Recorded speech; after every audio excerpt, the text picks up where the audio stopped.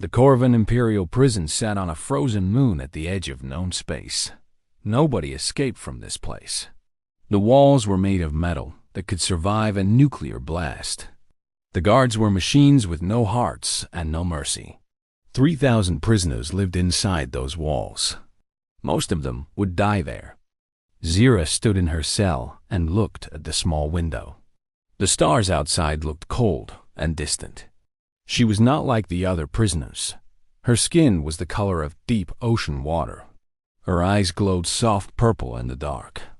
She belonged to a race called the Nalari, and her people were known across the galaxy for one thing. They could dance in ways that changed the minds of those who watched. The prison warden knew this. That was why Zira wore special chains on her wrists and ankles.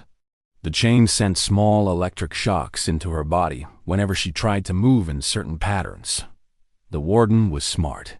He knew her dancing was dangerous. But he did not know everything about the Nalari. In the cell next to Zira lived a human named Marcus Cole. He had been a ship captain before the Corvan Empire caught him smuggling weapons to rebel colonies. Marcus had been in this prison for 2 years. He had tried to escape 7 times. Each time, he failed.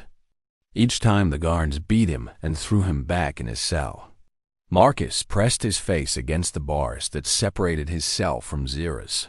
His voice was a whisper in the darkness.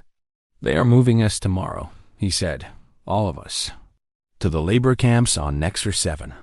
Nobody survives those camps." Zira turned to look at him. Her purple eyes seemed to glow brighter for a moment. She had only been in this prison for 3 months, but she had learned to trust this human. He was different from the others. He still had hope in his heart. "Then tomorrow we leave this place," Zira said. "But not to Nexer 7. Marcus shook his head slowly. "The chains stop your dancing. I have watched you try. Every time you start to move, the shocks bring you to your knees. The chains stop the dance of my body," Zira said. "But there are other dances, older dances. My grandmother taught me things that no warden could ever chain." She moved closer to the bars. Her blue fingers wrapped around the cold metal. Her voice became very soft, almost like singing without melody. "Among my people, there is a story. Long ago, before we traveled between stars, a Nalari woman was captured by enemies. They bound her hands and feet.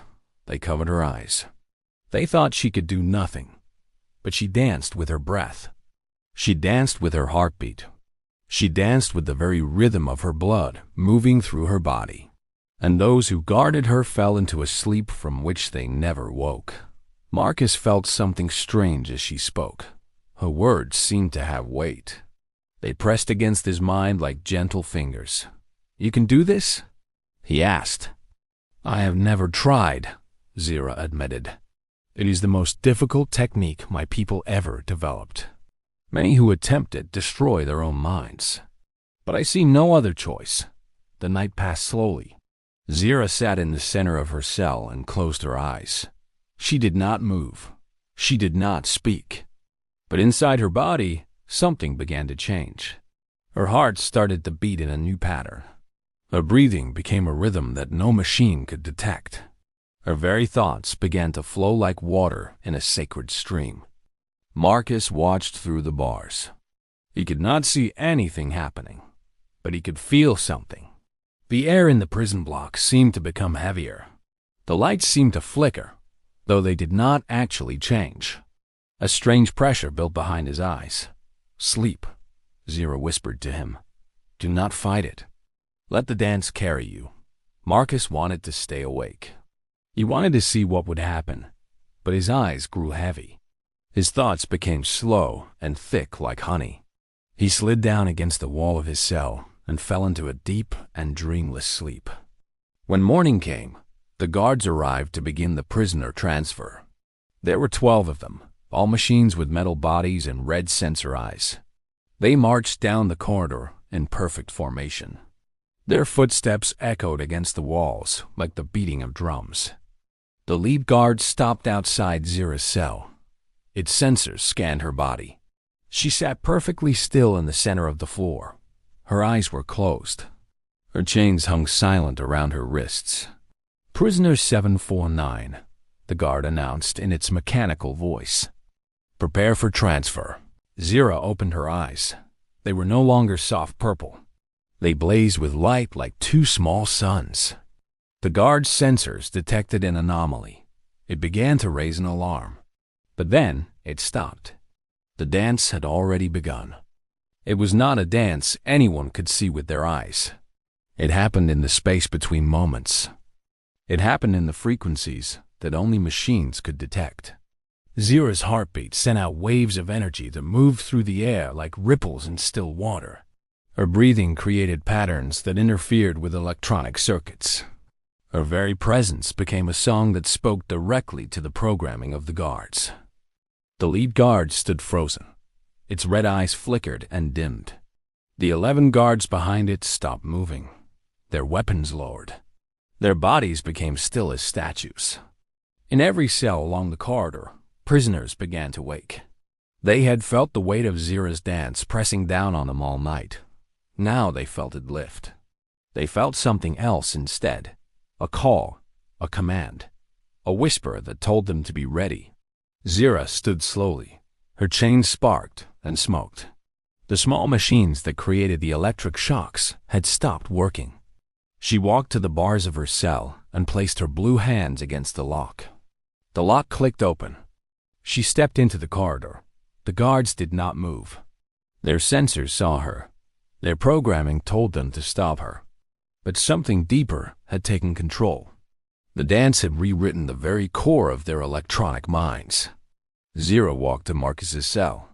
He was awake now, standing at his bars with wide eyes and an open mouth. "How?" was all he could say. "The machines think they have no souls," Zira said. "But everything that thinks has something like a soul, and every soul can be reached by the right dance." She touched his lock. It opened. Marcus stepped out into the corridor and looked at the frozen guards. "Will they stay like this?" "For a time. Long enough for us to reach the docking bay." Cell by cell, they moved down the corridor. Zira touched each lock. Each lock opened. Prisoners stepped out. Human prisoners, alien prisoners, creatures from 100 different worlds. All of them had been condemned to die in the labor camps of Nexus 7.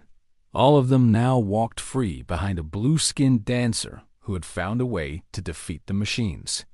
The prison had 20 levels. On each level, they found more guards standing frozen. On each level, they freed more prisoners. By the time they reached the main elevator, 200 people walked behind Zira and Marcus. A massive guard unit waited at the elevator doors. This was no ordinary machine. It stood 3 meters tall. Its body was covered in weapons. Its programming was designed to resist interference from any known source. Zira stopped walking. Her breath became deeper. Her heart began to beat in a pattern that hurt her chest. The massive guard raised its weapons and pointed them at the crowd of prisoners. "Warning," it announced. "Return to your cells or face termination." Marcus stepped forward to stand beside Zira. He did not know why he did this. He could not help her. He had no weapons. He had no special powers. But something in him refused to let her face this moment alone. "You are not alone in the dance," Zira said without looking at him. "You humans have something my people always admired. You have a fire inside you that never goes out. Let me borrow that fire." She reached out and took his hand. Her blue skin felt warm against his fingers. The massive guard began to fire. Energy bolts flew toward them, but then they stopped in midair. The guard's sensors detected something impossible. The blue woman and the human were radiating energy that should not exist. Their combined presence was creating interference on frequencies the guard's designers had never imagined. Zira threw her head back and let out a sound that was not quite a scream and not quite a song. It echoed through the prison like thunder. Every light in the building flickered. Every door in the building clicked open. Every machine in the building felt something reach into its electronic mind and demand silence. The massive guard crashed to the ground like a puppet with its strings cut. Behind them, the prisoners began to cheer. But Marcus and Zira did not celebrate. They ran toward the docking bay. They knew the silence would not last forever. They knew more guards would come. They knew the prison's backup systems would activate within minutes. The docking bay held 30 prisoner transport ships. These ships were designed to carry inmates to the labor camps. Now they would carry freed prisoners to safety. Zira moved from ship to ship. Her touch opened each door. Her presence convinced each navigation computer to accept new orders. The prisoners loaded themselves onto the vessels. They worked together without arguments or fights. The dance had touched them too. They felt connected to each other in ways they could not explain. Marcus took the captain's seat in the lead ship. His hands remembered how to fly. His heart remembered what freedom felt like. "The Corvan Empire will hunt us," he said to Zira as she sat beside him. "They will never stop hunting us. Then we will never stop running," she replied. "And along the way, we will free others. We will build something new, something the Empire cannot destroy." The ships lifted off the frozen moon and flew toward the distant stars. Below them, the prison began to wake up. Alarms screamed. Backup guards activated. But it was too late. The prisoners were gone. In the weeks that followed, stories spread across the galaxy. Stories about a blue-skinned dancer who could defeat any machine. Stories about a human captain who stood beside her without fear. Stories about a prison that nobody escaped from until the day everyone escaped at once. The Corvan Empire sent fleets to hunt them. The fleets found nothing. The freed prisoners had scattered across 1,000 worlds. They had become ghosts. They had become legends. They had become the beginning of something that would change the galaxy forever. And at the center of it all, Zira continued to dance. Not with her body alone, not with movements that could be chained. She danced with her very existence. She danced with the fire she had borrowed from a human who refused to give up hope. She danced with the dreams of every prisoner who had ever looked at the stars and wished for freedom. The prison doors had swung wide open. They would never close again.